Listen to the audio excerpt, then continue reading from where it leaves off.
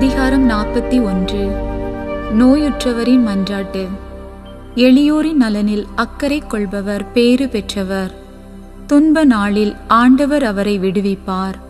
ஆண்டவர் அவரை பாதுகாப்பார், நெடுங்காலம் வாழ வைப்பார், நாட்டில் பேறு பெற்றவராய் விளங்க செய்வார்.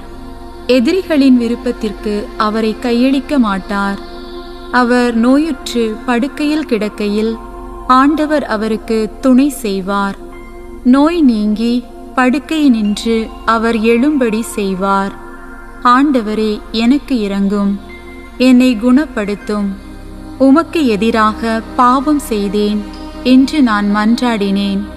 என் எதிரிகள் என்னை பற்றி தீயென பேசி, அவன் எப்போது சாவான், அவன் பெயர் எப்போது ஒளியும் என்கின்றார்கள். என்னை பார்க்க வருவோர் இனிமையாய் பேசுகின்றனர்.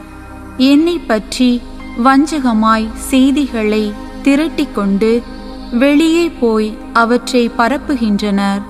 என்னை வெறுப்போர் அனைவரும் எனக்கு எதிராய் ஒன்று கூடி காதோடு காதாய் பேசுகின்றனர்.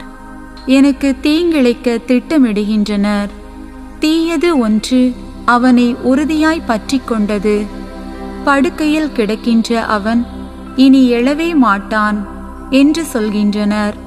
என் உற்ற நண்பன், நான் பெரிதும் நம்பினவன், என் உணவை உண்டவன் எனக்கு இரண்டகமாக தன் குதிகால்களை தூக்குகின்றான். ஆண்டவரே, என் மீது இரங்கும். அவர்களுக்கு பதிலடி கொடுக்க என்னை தூக்கிவிடும். என் எதிரி என்னை வென்று ஆர்ப்பரிக்கப் போவதில்லை. இதனால் என்னில் நீர் மகிழ்ச்சி உறுகின்றீர் என்பதை அறிந்து கொள்கின்றேன்.